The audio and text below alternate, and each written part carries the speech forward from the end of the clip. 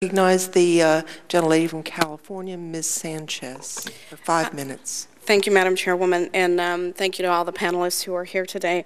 I've heard so many interesting and somewhat, I think, outrageous claims today. I kind of don't even know where to begin with some of the questioning, but I just want to start by making an observation. If as some members of the panel have suggested, that these immigrant workers are taking jobs that Americans want, then I would expect that there would be zero unemployment in the agricultural sector, and I would expect that many, many Americans would be rushing during this tough economic time to take these jobs, and yet, Mr. Rodriguez, how many people did you say actually inquired about going out to take a job in the fields? We had about 3 million hits on our website since June 24th. Of that group, 8,600 were serious about trying to apply for it. And of that group, we have documented 7 people that are actually working out in the fields right now. And did those 7 remain in that job? As far as we know right now, they're still working there, yes. Okay, but there was a huge drop-off between the inquiries and the actual people who signed up and went out and did that work. Is that not correct? An incredible drop-off. Okay, and forgive me, but I'm just going to add my 2 cents here. I think that the Take Our Jobs campaign, I have a hard time believing that if you just called it Take a Job campaign, that those 8,000 people would all be working in the field today, but that's just my personal opinion. I don't think the semantics of what you call the campaign is. I think once people probably figured out what the work actually entailed, that's where the big drop-off came. Would you say that that's maybe an accurate assessment, Mr. Rodriguez? Yes, and we were not trying to, we didn't go to any experts to try to design this campaign. As I mentioned earlier today, my testimony, it was farm workers who really suggested to invite people to come and work in the fields because they were tired of hearing all the criticism that they, as farm workers, as immigrants, were taking away American jobs. So, thank you, Mr. Rodriguez, and I'm not trying to cut you off, but I'm trying to get through some of these questions. Now, the next point that I find incredibly interesting is that I'm hearing from colleagues on the other side of the aisle and some of the panelists that, well, the reason why Americans don't take these jobs is because, gosh, the pay isn't high enough. And, you know, the working conditions are bad. And I think it's interesting because, correct me if I'm wrong, most agricultural workers in this country aren't covered by things like workers' compensation law, minimum wage law, overtime law, right to organize. Am I correct in stating that, Mr. Rodriguez? yes, you are. So it seems to me that if you really want the wages to go up in this industry, as you say you do, so that then American workers would want this job, that my colleagues on the other side of the aisle and some of the panelists would really be advocates for labor reform, particularly in the agricultural sector. And yet I have in front of me some information regarding some votes that we've taken here in Congress on specific things that would help raise wages for workers, like H.R. 2, the minimum wage increase, increasing the federal minimum wage by $2.10 over 2 years from $5.15. And I note that Mr. King, Mr. Gallagher, and Mr. Lundgren all voted no on that particular bill, and I just find it sort of contradictory that they would be saying the wages need to be higher, and yet when we try to raise the wages for workers across this country, they're voting no. I want to get on to Mr. Glaze. I will not. I've got some questions that I want to ask.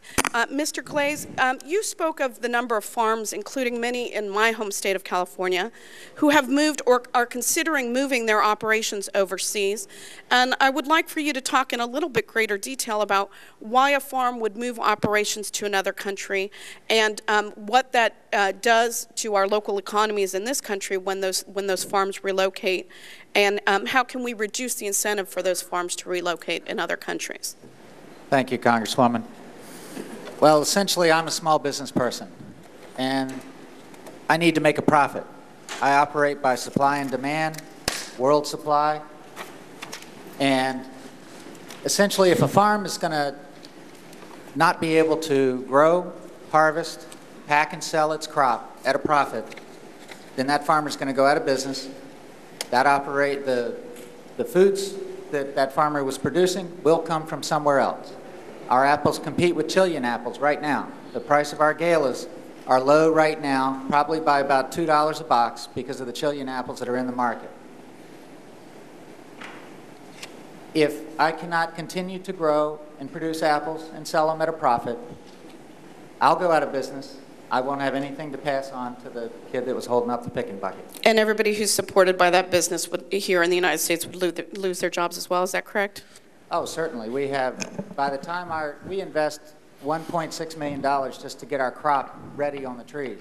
That is spread out locally in our community. Thank you. And final question, and I know I'm short on time. Mr. Colbert, after your experience of working in the fields, what would they have to pay you to do that as a career day in and day out, 365 days of the year?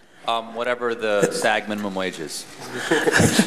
Thank you, and I yield back. Thank you. The gentlelady's time has expired. We turn now to the ranking member, Mr. King, for his 5 minutes.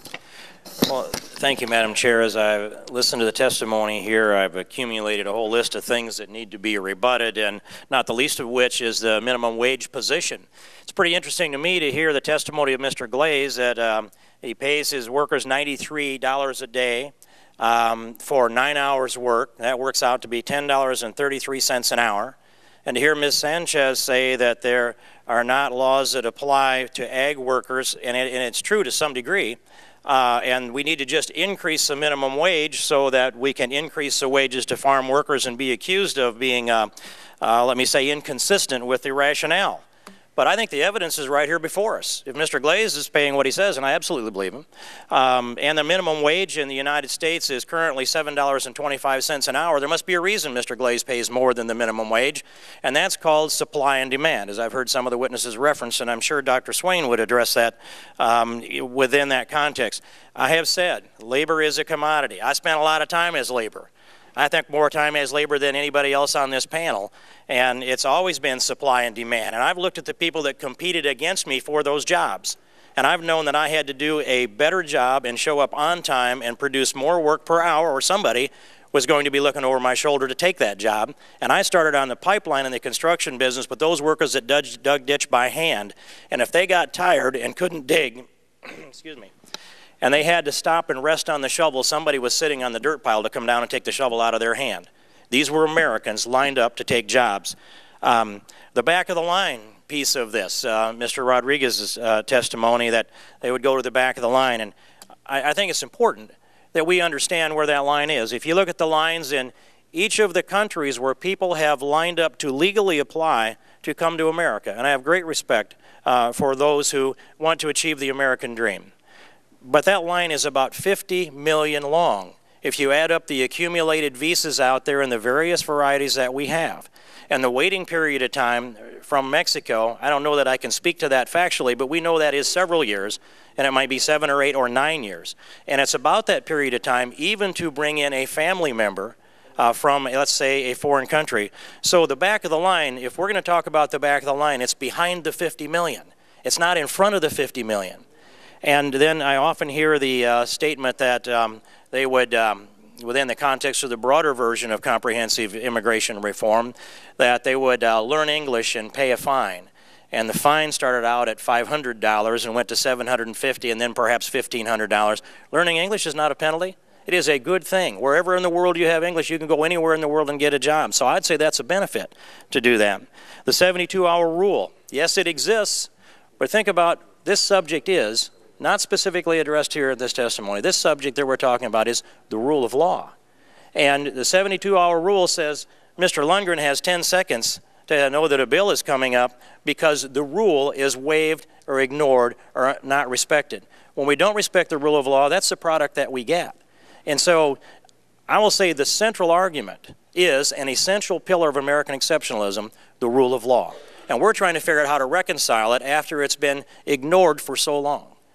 And I look back at perhaps Dwight Eisenhower was the last president to advance an administration that strictly enforced immigration law. And it's diminished under each administration since that period of time. And we had a good program in the Bracero program. But the '86 Amnesty Act said this will be the last amnesty ever. The last amnesty ever. And I remember Ronald Reagan at least was honest, and he said, I'm signing the amnesty bill but we're going to enforce immigration law. And I believed him, and I still have those records that I kept with the applicants that came in on their I-9 forms.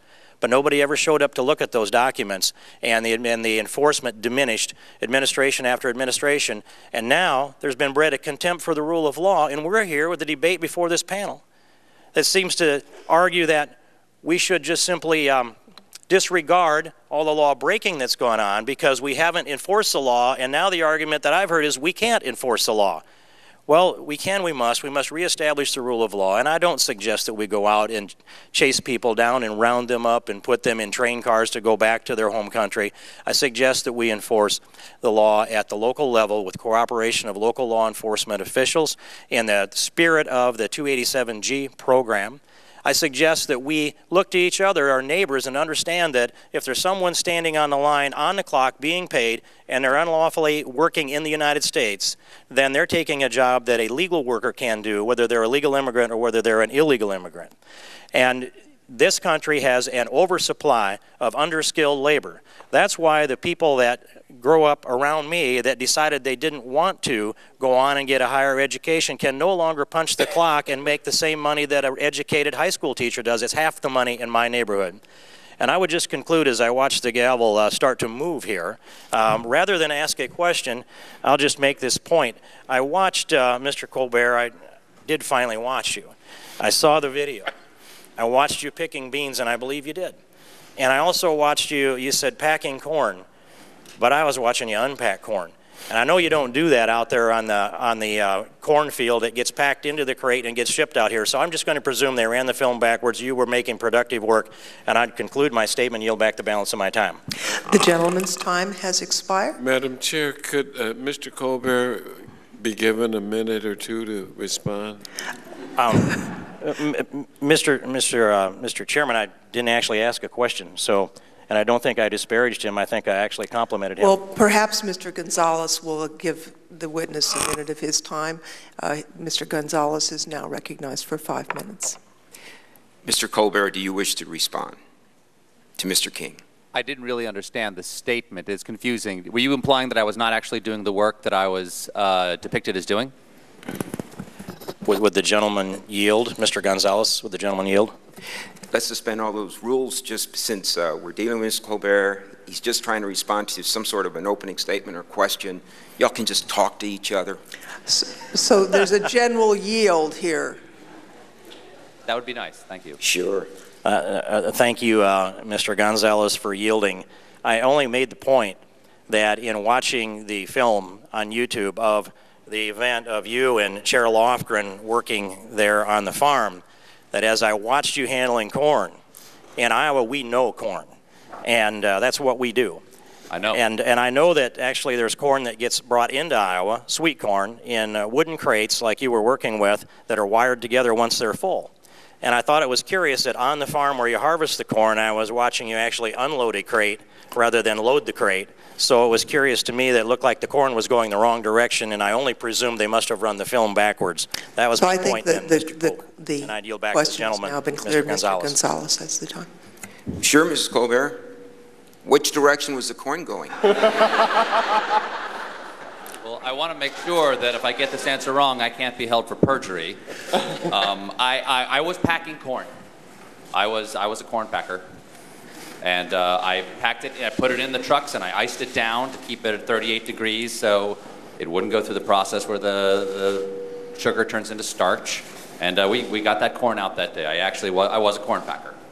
And I know that term is offensive to some people because corn packer is a derogatory term for a gay Iowan. And I hope I didn't offend anybody. Mr. Gonzalez. I definitely will reclaim my time at this point.